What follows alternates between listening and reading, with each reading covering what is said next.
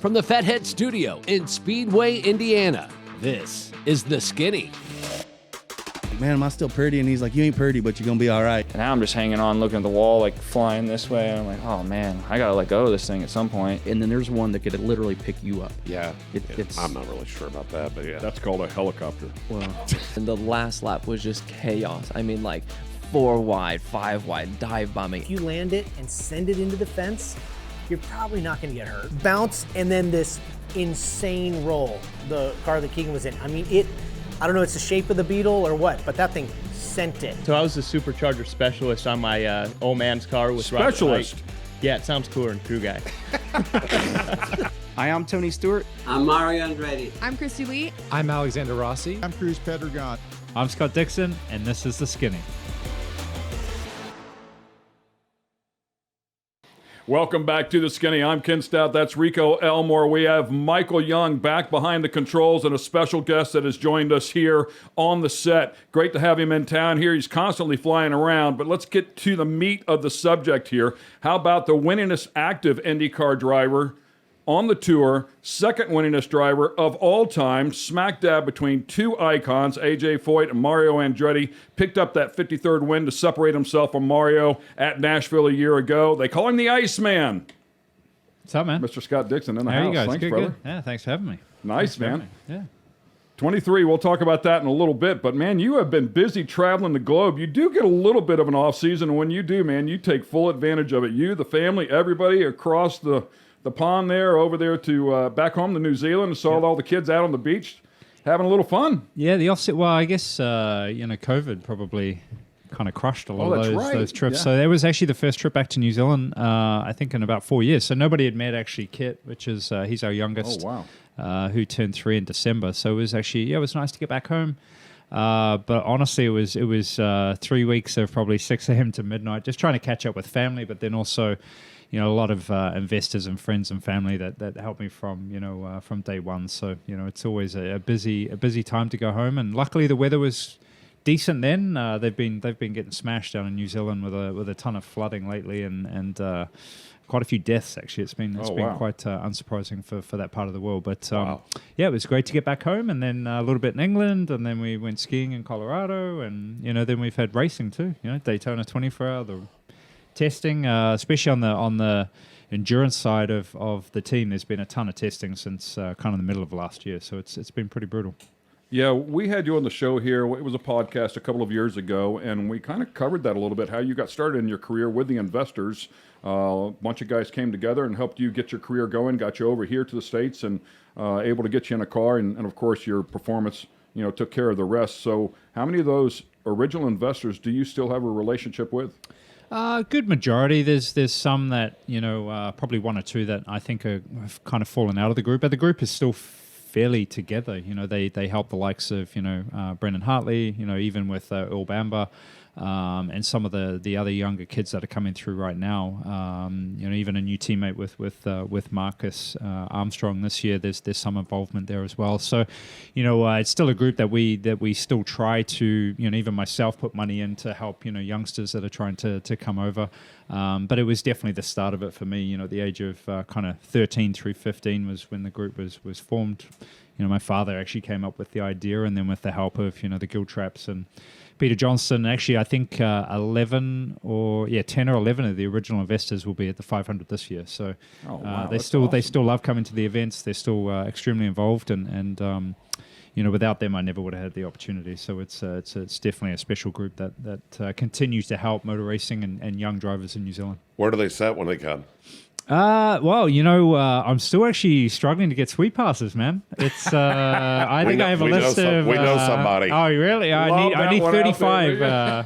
I need 35 passes. So if you got any going, but yeah, it's turn two. Turn two. Yeah. Turn two. And are they? Do they like drinks? Well, they're from New Zealand. Okay, well, I already knew that. So that's part of when they get off the plane. That's part of your upbringing, man. Yeah. Well, we'll talk after this offline, but no, it's interesting because you were talking about the investors helping bring you over and some of the new people, and so we're involved with a lot of different motorsports racing, different things and so forth, and it's interesting always to me the the dirt drivers that come from here and go there. Yeah. You know, and race the off season, if you will, the Corey Eliasons, Donnie Schatz, Macedo, all those guys. Kyle Larson, Bell, all those guys have been down there. Yeah. And all those guys go over there. So, I mean, it's kind of an interesting, some of them, have the money to go. Some of them get hooked up with the right people, and some of them just go get hooked up, Yeah. So, and that's the same on the Formula side too. They have the New Zealand Grand Prix, and all that kind of runs through, December, January, a little bit into February, where the TRS, I think it's the Toyota Racing Series, runs a big program down there. I think Wirtz's son actually won the championship this year. But it is off season. That's how I grew up, and in my formula of racing, Formula Fords through to, Atlantics or Formula 3000, which Formula Holden down there was competing against those guys in their off season, and that's how it, has always been in New Zealand. Even the Grand Prix, you used to have, even F1 drivers. That's where the rotation would go that time of year. So New Zealand has a large and strong history for that kind of racing in the off season outside of America and Europe. 6-time IndyCar champ in the house with us, Mr. Scott Dixon. We'll take a quick break, and we'll be right back. And it had a tape in it that you couldn't take the tape out, so it was just locked on. And it was a single of Vanilla Ice, Ice, Ice Baby. The Skinny is brought to you by Fatheads Eyewear. Fatheads Eyewear, hardcore since '04. And American Coach, innovation is our life force. Welcome back to the Skinny, the Fatheads Eyewear Studio. We have the 2008 Indianapolis 500 winner in the house with us, Mr. Scott Dixon. Nice of him to take some time away from his busy schedule as he gets ready for the start of the 2023 season.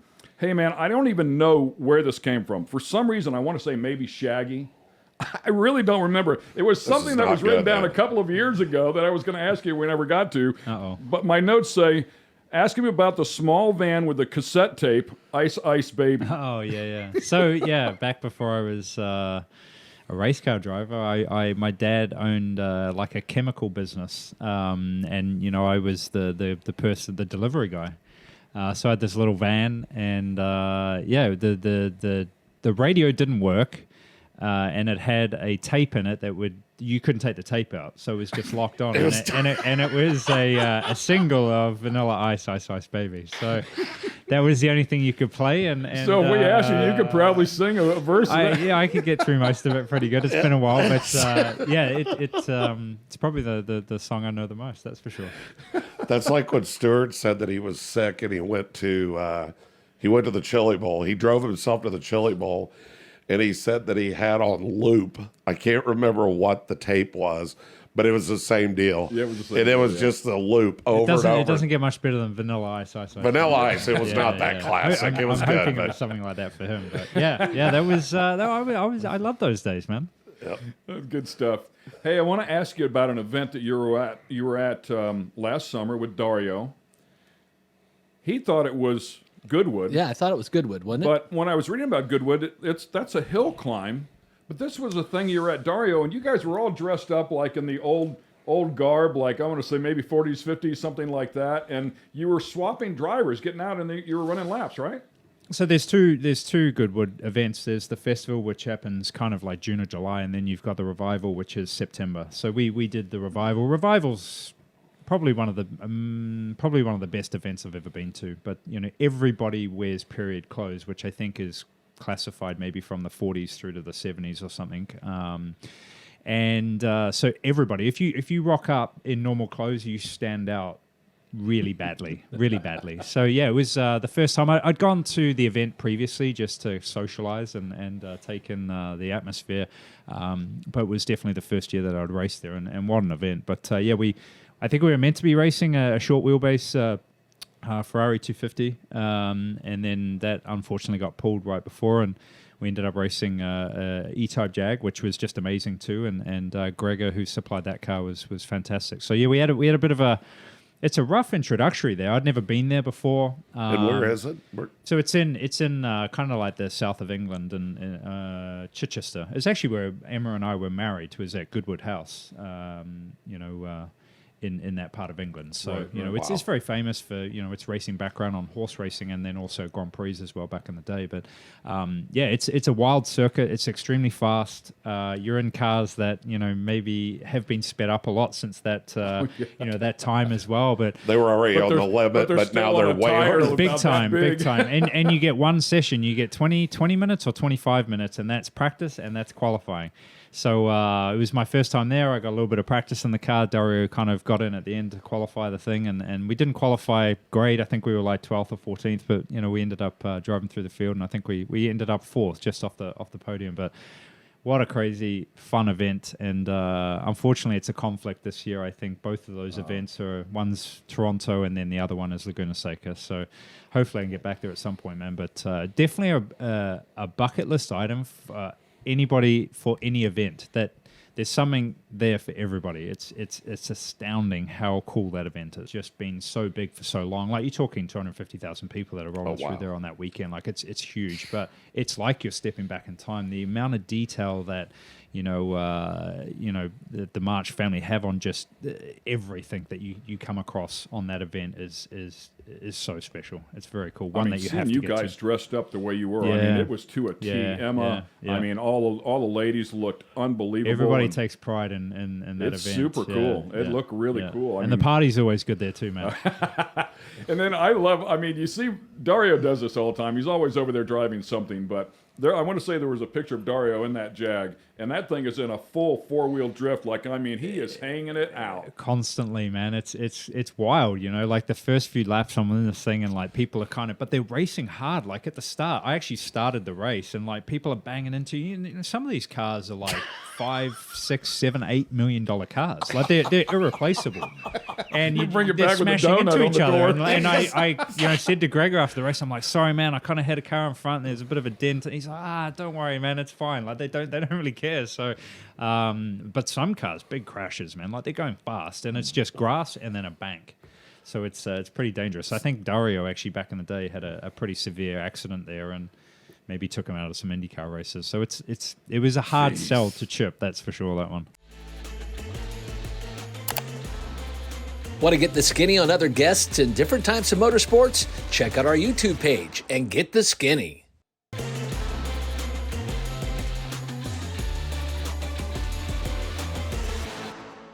Welcome back to the Skinny. We have the Iceman in the studio with us, a 3-time overall winner of the 24 Hours of Daytona and 1-time in GTLM for the manufacturers as well, fresh off the 24 Hours of Daytona in the new GTP cars, which are, man, oh man. I mean, we always look at the drivers. Congratulations to the drivers making it through such a tough race. I don't think the crew members get near enough accolades for what they accomplish. But on this car, the fact that 4 of them made it to the final lap on the lead lap, there was a pretty decent race going on there. But what the crew members had to do to accomplish that is nothing short of exceptional. Not to mention the car you were driving, the 01 car, didn't get a wire loom until maybe the second week of December, had never turned a lap. Yeah, it's the time scale, I think, for a lot of people for Daytona, and it's their biggest race of the season for IMSA, right? It's hard going in, but, the testing started maybe in June of last year, and the delays that everybody had still COVID-based, I think, with a lot of different things, just, the scarcity. Yeah, the manufacturing has been super tough. So I think that was, probably the problem for a lot of the teams and manufacturers, just because a lot of the parts hadn't had miles put on it. But exceptional to see. I think, was it 7 of the 9 or something finished the race? Yeah. There was only a couple that once I saw the first BMW have the issue, I was like, within the first 30 minutes, I'm like, here we go. Like, the cars are all going to stop. But, we didn't really have any issues. Like, I got in a bit of a crash at one point. We, changed the back of the car. We went through a lot of diagnostic, issues, but you can change all that on the steering wheel and keep running the car and things like that. But they were fairly reliable, man. But it's a wildly advanced car with a lot of... The hardest part is that it's not all one person that's built it, right? You got somebody that's the battery supplier, someone that's the electric, the MGU engine supplier. Then you've got GM and, Cadillac with the engine side. Then you've got Dallara that builds the chassis. Then, the list goes on, and you've got to try and marry all those people together to work seamlessly. And I think that was probably a big challenge for a lot of teams, for that first race. And that was the whole thing about so I was sitting in our bus and had the track feed on, and they were talking about the one announcer's like, oh, I don't think Dixon had much of an issue on that. I'm like, it blew the whole back end out of his car when he got hit. I mean, it was like right across from where we were, but I was inside when it happened. And I'm sitting there listening. I'm like, what race is he watching? Because I thought I'd missed all that. Yeah, LMP2 car spun, so I went to go around behind him. Then he got off the brake and started rolling back. And I was like, man, I'm just going to run straight into you. So I stopped. Yeah. And then just got plowed from behind. Yeah. But luckily it was just a rear splitter, and they were able to change that fairly quickly. But yeah, the cars are strong, actually. They're a big car. Like, it feels big when you're driving it, too. They're very long now with the addition of, the electric engine and all that kind of stuff. So they had a stretch. It is a big car, and it's probably, I don't know, 200-300 pounds heavier than the previous. A little heavier, and then didn't they go with a harder compound tire as well? The tire is wild, man. It's I haven't been witness. Less tires will make them harder. Yeah. Add a little weight to the car. Oh, but you're going to get more power. But the last version of tire and car combo, for last year, petite, you kind of drive out of the pits. Once you get down to turn 5, down through the S's, the tires are in, man. This thing is like wild. Like, even in the banking, in 4th, 5th gear, you're just hoping that it's not going to slide and snap. God, there were some cars in testing that actually spun on the banking. So imagine if it had been a year earlier when it was so cold. Yeah. I mean, we actually really had good weather. So the cold tire for the middle of the night that you have to run mandatory, it comes in quite quickly. It's just that medium or cold soft, or there's 6 different names for it, but it definitely gets your attention, that's for sure. So I was down there spotting for the guys, and I think I was only on the car with you in it one time. I mean, like, through the entire roar, and then on the race, not at all. You and Robbie, you and Robbie locked up the entire time. I did, however, get Ringer, I think, every time you got in the car. Ringer's pretty comical on the radio. He does a lot of commentary, I think, when he's driving along. Like, who's that guy? What's this guy going? You like very little. I think Seb likes even less than you like. And then there's Ringer. And Ringer just loves to talk. And he wants somebody talking to him, and he loves to talk back. And I got on the radio to spot. I want to say it was about 6 o'clock in the morning. And Ringer hops in the car, and I think he makes a couple of laps. And I said something to him. I don't remember what it was. I think coming out of the bus stop. So he's going through NASCAR 3 and 4. Ringer comes on the radio, and he says, Hey, Spotter, how are you, man? What's it like up there? Is it cold? Did you get some sleep? Is everything good with you? I love So if anybody had been listening to that, they'd be like, he's going 200 miles an hour and aimed towards turn 1. And I'm like, yeah, man, it's a beautiful day to win a race, brother. Let's go. Let's get and it done. I could have carried this conversation on with him for a while. I'm like, I'm bailing out here. It's not going to be my fault when he balls this thing up, Now, Chip's like, why are you talking to him so much? Chip would have been still in bed, I think, sleeping at that point. But no, Ranger's a great guy. We have a hell of a lineup there. It's definitely a fun team. And you guys, didn't you share a bus with him? He actually, Ranger was in my bus. Yeah, like the week of the race, he's like, I haven't got anywhere to sleep for the race. Can I stay in your bus? I'm like, yeah, sure, man. Like, my wife's not here, so Does he sleep? So he was sleeping in our kids' bunks, So he loved it. But yeah, it was. That's where Bernstein always stayed in mind. Yeah, he needed to wear more clothes though. He needed to wear more clothes, so that'll be revisited for next year. Great stuff. We've got the Iceman in the studio here. Stay with us. When we come back, we're going to talk about Indianapolis. Valio going underneath, and there's a big kind of divot there too, so you see where he gets airborne. So he's airborne, and then I'm above him all at the same time. Yeah, you're just like, wow, that's a wild picture at the 500.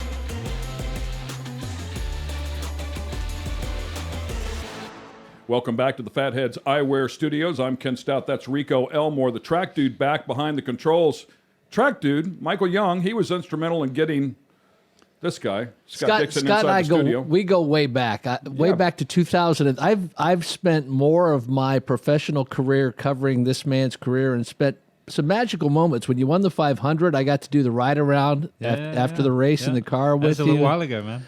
It's been a hot minute, but that was a fun time. And just all the championships he's won. It's quite special to have this young man in with us. I just remember you always waking me up, man, with "Good morning, race fans," on the, around the track when you're staying in the motorhome. I'm like, there he goes. And that's time to get moving. Bright and early too. Nobody liked that at all. No one likes that at all. Those buses have gotten better. Do you still hear it in there? Yeah, they're definitely a lot more quiet than what they used to be. But where the vents are, that's where it's at. Yeah. And if you forget one of the vents open, you can hear it all. That's right. It comes ripping right into your room. And there's no bus good enough to drown out race day whenever the cannon goes off. So that's right.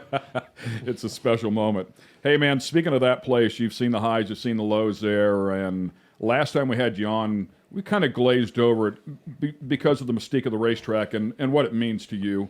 But we didn't really focus in on that moment, 2017. Jay Howard cruises up and tags the wall, had lost control of steering of the car because it folded up underneath there, if I'm not mistaken, and Tub, I think, was dragging. Front tires were off the ground, right back in front of you, had nowhere to go. I was standing right beside Robbie. Our car, I meant to look to see who I was on. Our car was mid-front straightaway.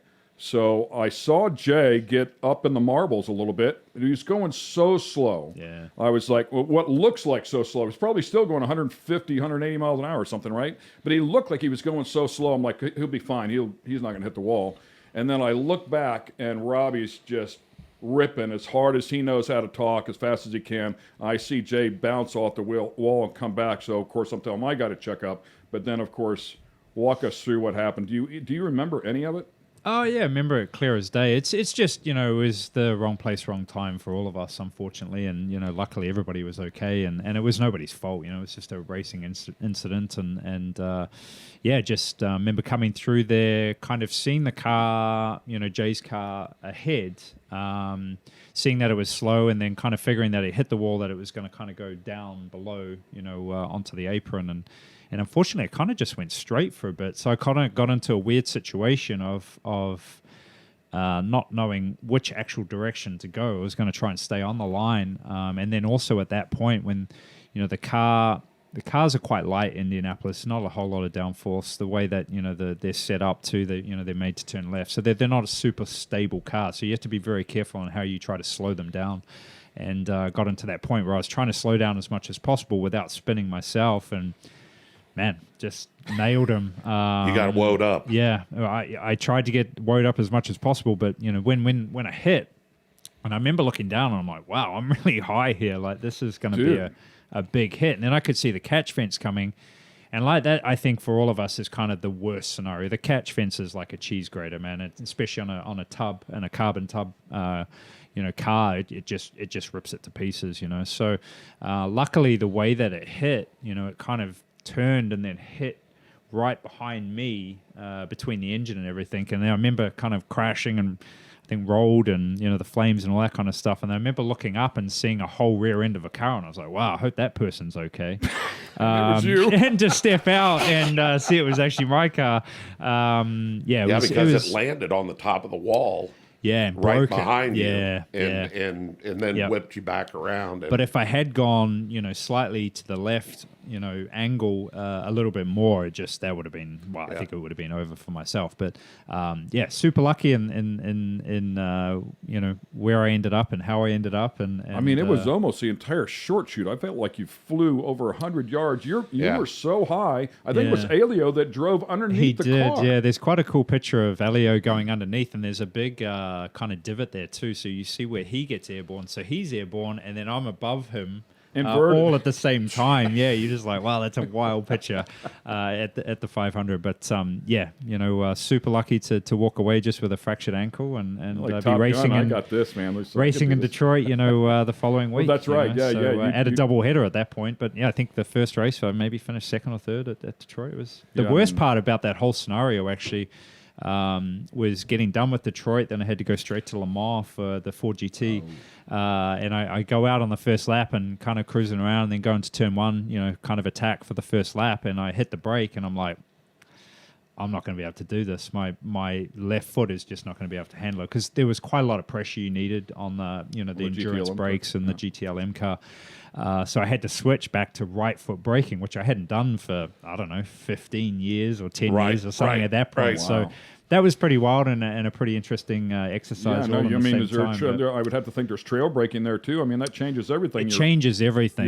You do heel toe? You don't really now in any of those cars, but luckily I was in a car that the other two drivers right foot braked anyway, so the setup didn't alter. My kind of left foot braking was probably more of a hindrance in some of the trail braking scenarios, and kind of had to drive it more like a right foot braker. But yeah, I just remember going into turn one that time. I was like, yeah, I'm not going to be able to do this. So it was definitely a wild 2 or 3 weeks. Was the documentary they did that's on Netflix?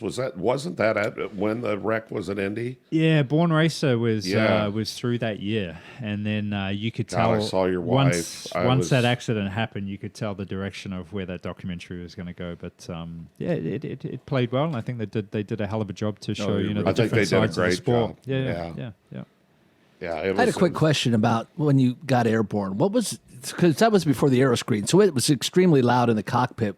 Was it dead silence? What was it like? Yeah, it's quiet. Like you can. There was a period I think where I actually hit the wall. That the way that I hit, actually, I think it was when I hit the divot, kind of left front of the car down, where I pushed past the pedals, and you can hear the engine is like it's full on. So there's different parts through that crash, but yeah, when you go up in the air, it was extremely quiet. But it's weird when you get into those accidents. Your senses just heighten so much, and it felt like it took probably 2 minutes to go through that accident. You're kind of just floating along. Your you're like, wow, this is fire. You kind of have this time to take it in, and you're like, okay, so I need to kind of brace here. There's going to be a really big hit. Like you get to think about it way too much. Whereas if it just happened quick, you'd be okay. But and that's what Antron Brown was talking about when he was here. He was talking about, I mean, you're on a 3 second plus, 3 second run, sub 4 second run. Yeah. And he's like, you take off, and he's like, oh, it's standing up on the tires. Come on, clutch, lock it up. Yeah. Oh, there you go. Yeah. I'm like, and you're thinking of it. So you saying that, I mean, it's just wild because, and then he was talking about when he lost a slick. He was like, I was going down through there, and he was like, oh no, I think I just lost a tire. Yeah. And it's catastrophic. It's weird when you watch it. It happens so fast, but you remember, like I still remember it clear as day now, just how slow it happens, which kind of sucks. But right, your brain is on fire. Yeah, as long as I was happy just to stand up and kind of walk away. We were happy too, by the way. Yeah. We'll be back with more. We're going to talk about Indianapolis, a little bit newer version of it. Stay with us. The first time, man, you kind of go through 3 is the first kind of, you're still going through the gears, 3rd, 4th, 5th, 6th, and you're like, oh, we've got some good speed coming now. But it's not until you get to turn 1 at almost 250 miles an hour now that you're like, all right, got to stay flat and hope it sticks.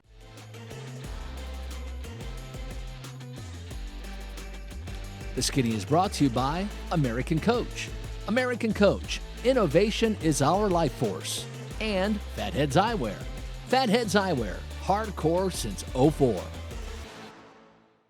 Welcome back once again to the Skinny. That Speedway place is just down the street here, a place where this guy has excelled. And one of the coolest moments in my career, for sure, is watching him do his thing on qualifying day. Last 2 years, 21 and 22, he managed to put the number 9 car on the pole. And talk about special, man. I mean, whoo! Goosebumps. I've never felt a pressure cooker like you feel there. I'm not even in the car. I'm just standing beside it.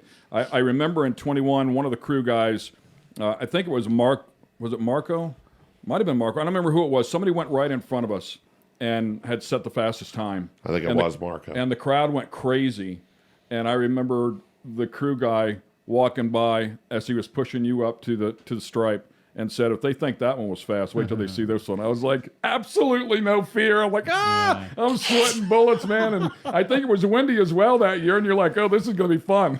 Like, fun? Yeah. They're always pretty wild. I think, what's changed now is that, the first 4 laps you do on that day are that run. Like, you don't practice anymore beforehand. There's such a procedure that the car goes through to make sure it's, going to go fast.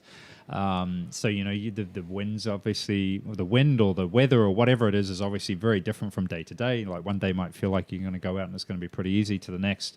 It's always the crunch time when you're like, man, it's really windy right now. It's really hot. The track's going to be slick. Were you talking about that? I thought we talked about that, and I'm mistaken. But down the backstretch, you almost had a push down the backstretch, and then when you turned in, you had a crosswind. Yeah. Which is always hard to turn the car, like you have to force it more, but also you don't have necessarily all the downforce until you get the car into the wind. So you're constantly always looking at, the flags or anything like that, but there's so much trust that goes into the team, right? Like, because for us, the drivers, even on your outlap now, you're kind of in a mode that, saves the engine until you fully turn it up. So you don't even get to feel the car. And the problem is when the car's going slow on that outlap, it feels horrible. Like there's no downforce on the car. There's no grip. It feels light. It's kind of moving around. The wind really moves it around a lot more. So the first time, man, you kind of go through 3 is the first kind of, you're still going through the gears, 3rd, 4th, 5th, 6th, and you're like, oh, we've got some good speed coming now. But it's not until you get to turn 1 at almost 250 miles an hour now that you're like, all right, got to stay flat and hope it sticks, and that you get through and come out the other side. But that's the only time you really get to feel how the car's going to be. And right you hope before it's you go good into one. because as you keep going, it only gets worse. The tires, heat up, they overheat a little bit. You lose the grip and you just like that the whole time. But it's fun, man. You get it right. It's Well, it's Dario perfect. made a post last year. He said, every single time I went into turn number 1, I was scared to death. Yeah. I was like, those are some pretty big words from Dario Franchitti. Yeah, I wouldn't say I'm scared. You just you're always waiting, unfortunately, for the worst to happen. I think, as far as race car drivers go, even my win, at the 500 in 2008, the whole last 5 laps, I'm like, man, the engine's, got a problem, or I feel the tires going flat, or, that vibration feels weird. Like, you Something constantly think it's shaking. going to take it away from you. Yeah, So when you get through that, it's makes it feel that little bit better. But Indy's wild, man, and qualifying and I think that was our 5th pole last year, so we'll try and go for the tie for 6th with Rick Mears this year. Speaking of Indy, they just they had a nice ceremony yesterday or this week over there at Ganassi, and they handed out those rings, and I was looking at those, and I was thinking, you didn't get one?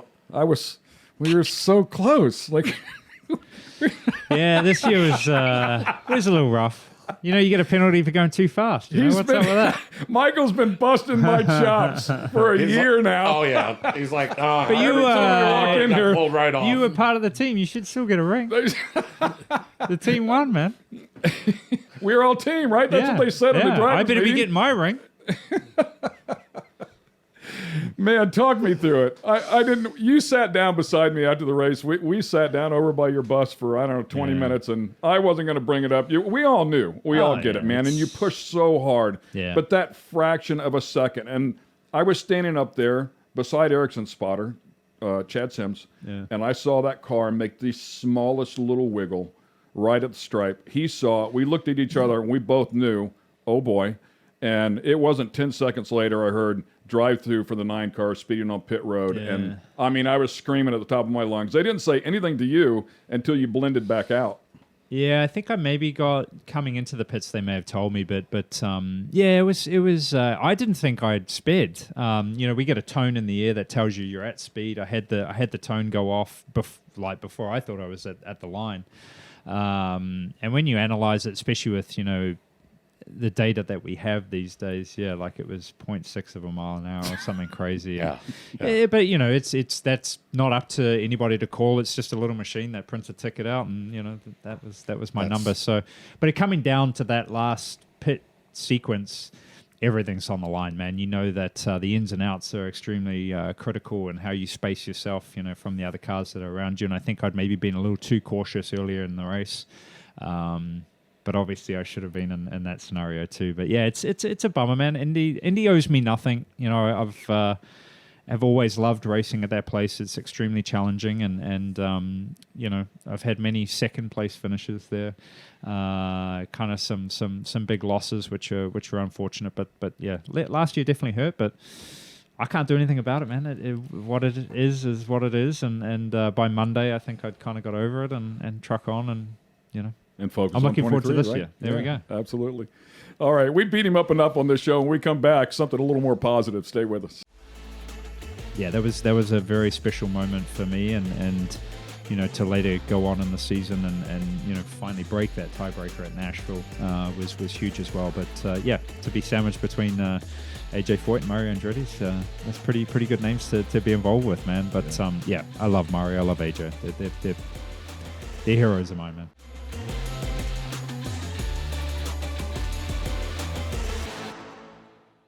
Welcome back to the Fatheads Eyewear Studio. We have Scott Dixon in the house with us. 2023, although he did miss the 500 and missed the championship, was still a very special year.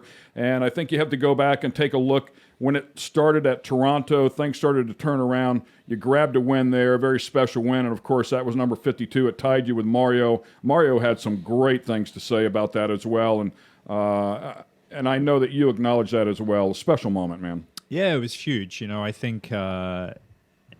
especially when you come up into moments, I think, in your career and even being mentioned with, in the same likes of, AJ or Mario is just mind-boggling for myself.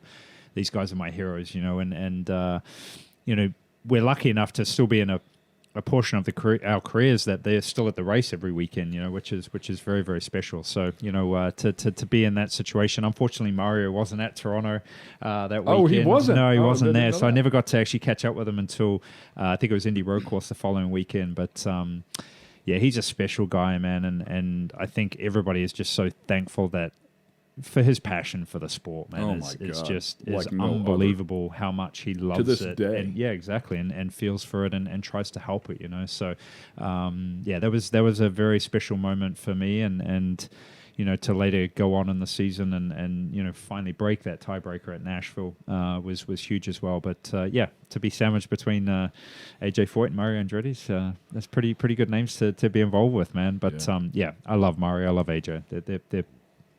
They're heroes of mine, man. We had Mario on, and he was the best. Yeah. I mean, he was, not knowing him from anything, and getting to talk, back and forth and interview him, if you will, and listen to his stories more than anything. Oh, man. Yeah. Which was. You could sit with him for months, just man. the stories and honestly the way he tells it too. It's just, but to even have the detail that he does. He's a of charismatic guy. Yeah, He's just one of those guys you want to listen to talk. Absolutely, man. Obviously, because of his accomplishments too. For what he's done. Not just in IndyCar, but in Formula One and USAC, so many different categories. Like the guy's a legend. He had just drove the new F1 car. Yeah. And what was he was all upset because he couldn't see out of it the right way or something. He just basically didn't fit in the car good enough, and he was so frustrated because the dash, he couldn't, where he was sitting, he couldn't see what gear he was in. Oh yeah. So he said, if you're not on the proper gear in those cars, you can't get out of the turns, and he was very frustrated that he was pushing the car. Yeah, it was meant to be like a just a ceremonial thing, right, to see him drive around. But no, he was full attack. I think he even did maybe a test day at Laguna or something. Didn't he try to run somewhere? He first got in at Laguna and then went to Coda beforehand. Right. Yeah. But that's just how he is. Even in the two-seater, he always has to have the red side tie walls. He's like, no, I want the qualifying tires. And he pushes flat out, man. So you heard this? You probably haven't heard the story, but I'll tell it quickly. So Davey Hamilton, of course, drives the other one. Drives most of the time the other car. Well, Davey said exactly what you're talking about. Mario's always looking at the pylon. And he's trying to figure out if he's like how fast he's going or whatever, right? So Davey comes in. He knows that they've only got maybe a handful of laps left. Mario's at the top of the board. Mario's at the top of the board, and Davey comes in and has him change his tires. Davey and I flat spotted tires. I need to put a set of tires on. And they're like, we only got 4 more laps. He's like, change them. Yeah. So they change the tires. He goes out and goes faster than Mario. Bad. Yeah. Bad. He's like, and then of course Davey goes and asks him. He says, hey, what do you think? He's like, that's got to be some kind of mistake. He's not taking it. He wouldn't take it for legit. Well, he need another set of tires. I'm surprised he didn't stop coming and say, I need another set of tires. Yeah. There was another one that Davey told. We actually asked him about it on the show, Mario. I want to say it was at Indy. I think he tagged the wall. Yeah. So he tagged the wall just a little bit and it bent the car, did something to it. And it scuffed the rim or something. I mean, just a little. The corner workers, radio in, he hit the wall, and Mario comes in, he says, I didn't hit the wall, it wasn't me. Yeah. And they said, no, you hit the wall. He said, no, look at me. I did not hit that wall. Those two-seaters actually hit the wall a lot more than you think, apparently. So yeah, not saying it's Mario, but the cars do. Mario said it was Davey. Oh, it wasn't me. Yeah, it probably was. He was we'll blame it on Davey. yeah. Actually, we can't blame it on me. He's not here. Stay with us. We'll be right back to close this thing out. Because we didn't take tires on the last stop either, so we had like 50 laps on a set of tires. The tires were completely junk. The car was bent, had no underwing. To hold off McLaughlin and a very fast Penske team at that point was definitely very special. The Skinny is brought to you by Fatheads Eyewear. Fatheads Eyewear, hardcore since '04. And American Coach. American Coach, innovation is our life force. Welcome back to the Skinny. We have Scott Dixon in the studio with us here as he's getting ready to start his 2023 season. I'm going to go back to Nashville. You mentioned it for just a moment. Very special time for me. I'm just going to take a small little piece of this one. I had the honor of actually calling a race on the PA there with Rick Benjamin, and then they chose me to come up and do the podium stuff. So yeah, that was cool. To call you up on the podium for your 53rd win, man, super, super special moment for me in my career. And I had one hero in racing, and unfortunately he passed away on the wall in Daytona behind the wheel of the number 3 car. And I haven't had any since, but if I had one, you'd be the guy. Not to make you feel awkward, but I mean, you're just that guy. You're a great ambassador for the sport. You broke through, that 53rd win there. Happened at Nashville, but I want to talk about Nashville because I'm calling that race, and Scott Dixon wasn't a part of the front of that race for the longest time. Yeah. And then all of a sudden, Scott Dixon's about to win this race. What happened there, man? Yeah, it was, again, like that was a real team effort. I think that's what made that race so special. The likes of yourself that, help us throughout the season, from the spotting side to, that weekend with the crew. And, I think we actually had an issue in qualifying with traffic.